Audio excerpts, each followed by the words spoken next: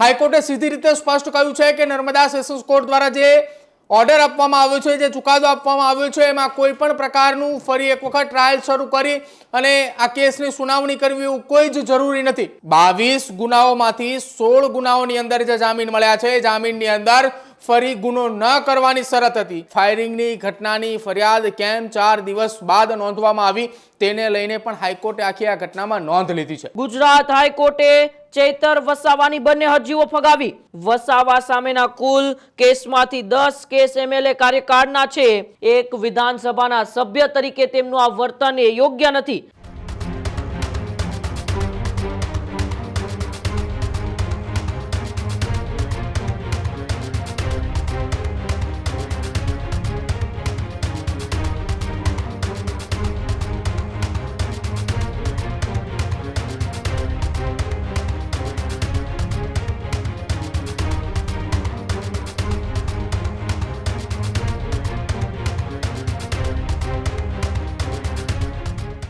सीधी ज महत्वपूर्ण समाचारों पर नजर करिए तो चैतर वसावाने लईने महत्वपूर्ण समाचार छे ते सामे આવી રહ્યા છે। जी आ चैतर वसावाने लईने महत्वपूर्ण समाचार। गुजरात हाईकोर्टे चैतर वसावानी બંને અરજીઓ ફગાવી। અરજી ફગાવતા ગુજરાત હાઈકોર્ટે 70 પેજનો વિસ્તૃત ઓર્ડર કર્યો। 70 પેજના વિસ્તૃત ઓર્ડરમાં હાઈકોર્ટનું મહત્વપૂર્ણ અવલોકન જોવા મળ્યું। ટ્રાયલ કોર્ટના ચુકાદામાં કોઈ ખામી નથી જણાય તેવી વાત માનનીય गुजरात हाईकोर्टे करी।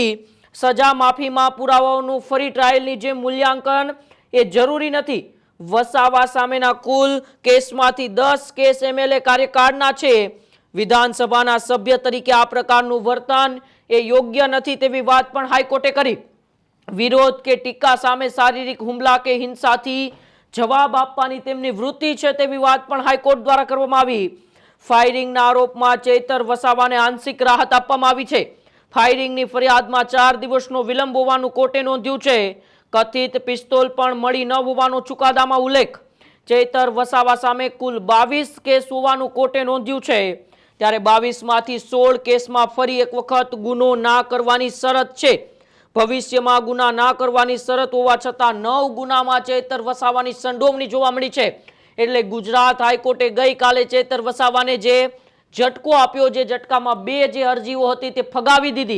ए 2 अरजीओ फगावी तेमां 70 पेजनुं एक अवलोकन छे। ए अवलोकन गुजरात हाईकोर्टे तैयार कर्युं अने ए अवलोकननी अंदर गुजरात हाईकोर्टे लख्युं के चैतर वसावा उपर भूतकाळनी अंदर पण अनेक गुनाओ नोंधायेला छे। एक विधानसभाना सभ्य तरीके तेमनुं आ वर्तन ए योग्य नथी अने साथे ज ट्रायल कोर्टनो जे चुकादो आव्यो हतो ते कोर्टना चुकादामां कोई पण प्रकारनी खामी नहीं जणाती। एटले सजा माफीमां पुरावाओनुं फरी ट्रायलनुं मूल्यांकन करवुं जरूरी नहीं। आवी वात पण गुजरात हाईकोर्टे करी छे। त्यारे फायरिंगनी फरियाद हती ते फायरिंगनी फरियादमां 4 दिवसनो विलंब होवानुं कोर्टे नोंध्युं छे। कथित जे पिस्तोलनी वात करवामां आवी हती, जे पिस्तोलथी फायरिंग करवानी वात हती, ए पिस्तोल न मળી होवानी वात पण हाईकोर्टे अत्यारे नोंधी छे। વધુ માહિતી માટે પ્રદીપ મારી સાથે જોડાયા છે। પ્રદીપ, आम आदमी पार्टी धारासभ्य चैतर वसावाने गई काले गुजरात हाईकोर्ट में झटको लाग्यो छे। ए झटका बाद एक 70 पानानुं गुजरात हाईकोर्टे अवलोकन तैयार कर्युं छे ने तेमां चैतर वसावानी आखी जे गुनाहित जे प्रवृत्तिओ छे, अत्यार सुधीना केटला केसो छे, ते तमाम प्रकारनुं अवलोकन माननीय गुजरात हाईकोर्टे नोंध्युं छे। बिल्कुल उमंग, गुजरात हाईकोर्टना ए ऑर्डर जे छे, विस्तृत ऑर्डर के जे 70 पानानो छे, ऑर्डरनी अंदर 2 तबक्काओ छे।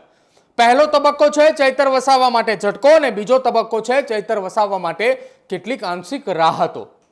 झटकानी बात करिए तो सौथी पहला चैतर वसावाने जे बंने अरजीओ मूकवामां आवी हती, ए बंने अरजीओ गुजरात हाईकोर्टे फगावी छे। आ साथे तेमना धारासभ्य काळ दरमियान नोंधायेला गुनाओने लईने पण हाईकोर्टे ए 70 पानाना विस्तृत ऑर्डरनी अंदर नोंध्युं हतुं અને સાથે સાથે ચૈતર વસાવાની સામે નોંધાયેલા 22 જેટલા ગુનાઓને લઈને પણ ગુજરાત હાઈકોર્ટે કડક વલણ અપનાવ્યું છે।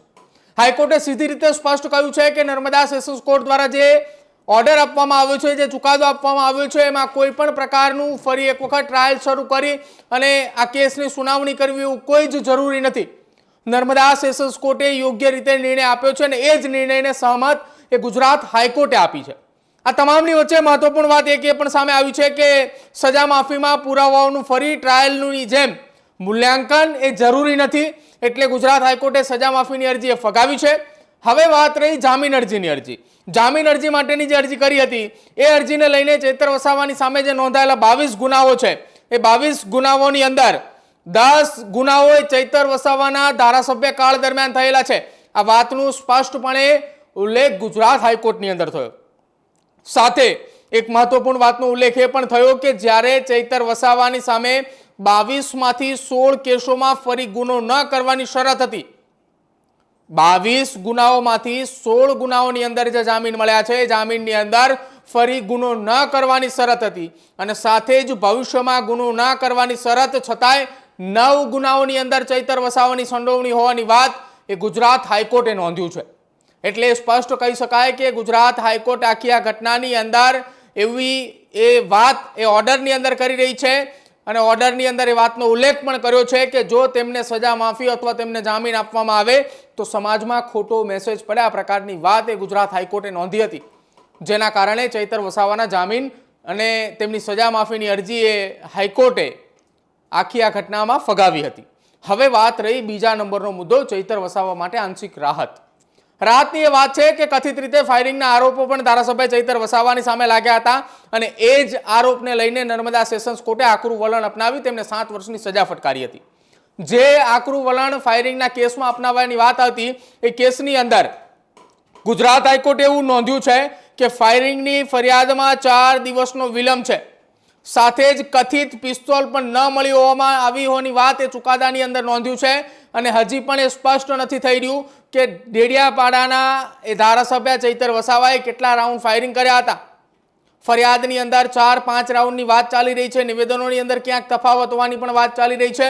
એટલા માટે હજી એ સ્પષ્ટ નથી થયું કે ડેડિયાપાડાના ધારાસભ્ય ચૈતર વસાવાએ ફાયરિંગ કર્યું હતું કે કેમ, અને જો કર્યું હતું તો હજુ પણ એ પિસ્તોલ કેમ રિકવર નથી થઈ અને ફાયરિંગની ઘટનાની ફરિયાદ કેમ 4 દિવસ બાદ નોંધવામાં આવી તેને લઈને પણ હાઈકોર્ટે આખી આ ઘટનામાં નોંધ લીધી છે. હવે આ તમામની વચ્ચે આ જ કેસમાં જો ચૈતર વસાવાને જામીન જોતા હોય તો તેમને સુપ્રીમ કોર્ટનો દરવાજો ખખડાવવો પડે એ પ્રકારની સ્થિતિ છે. અને સ્થિતિની વચ્ચે આવનારા 15 દિવસ બાદ ગુજરાતની અંદર ગુજરાત વિધાનસભાના ચોમાસા સત્રની શરૂઆત થવાની છે અને એ ચોમાસા સત્ર દરમિયાન ડેડિયાપાડાના ધારાસભ્ય ચૈતર વસાવાએ પોતાની બેલ અરજી મૂકી છે. એટલે કે 15 દિવસ પેરોલ માટેની અરજી મૂકી છે કે તેઓ વિધાનસભા ગૃહની અંદર સત્ર દરમિયાન તેઓ હાજરી આપી શકે અને પોતાના વિસ્તારના જનપ્રતિનિધિ તરીકે પ્રશ્નોએ તબક્કાવાર એ મૂકી શકે. હવે જોવાનું રહેશે આવનારા સમયમાં ગુજરાત હાઈકોર્ટ દ્વારા આ પેરોલની અરજીને લઈને કયા પ્રકારની એ વાત એ હાઈકોર્ટની અંદર થાય છે અને સાથે જ ચૈતર વસાવા અને આમ આદમી પાર્ટીની લીગલ ટીમ આવનારા સમયમાં સુપ્રીમ કોર્ટ માટે જાય છે ત્યારે હાઈકોર્ટના આ 70 પેજનો વિસ્તૃત ઓર્ડર જે છે એનું કેવી રીતે અવલોકન થાય છે અને ત્યાં સુપ્રીમ કોર્ટમાં કેવી રીતે રજૂ કરવામાં આવે છે એ જોવાનું રહેશે. ઉમંગ જી બિલકુલ, આભાર પ્રદીપ અમારી સાથે જોડાવા બદલ અને માહિતી બદલ. ખેડૂત ભાઈઓ છે ખેતરમાં ડ્રોન ઉડાવતા હોય છે ત્યારે આપણે એક પ્રશ્ન સતાવતો હોય છે કે જે આપણે અત્યાર સુધી જીપીએસ ટેકનોલોજી વાળા ડ્રોન વાપર્યા છે, જેથી કરીને મોબાઈલ ટાવર છે અથવા તો હાઈ ટેન્શન લાઇન પસાર થતી હોય, કોઈ વૃક્ષો હોય, ત્યારે જે જીપીએસ ટેકનોલોજી વાળા ડ્રોન છે એમાં ટકરાય અને ટ્રેસ થાય છે.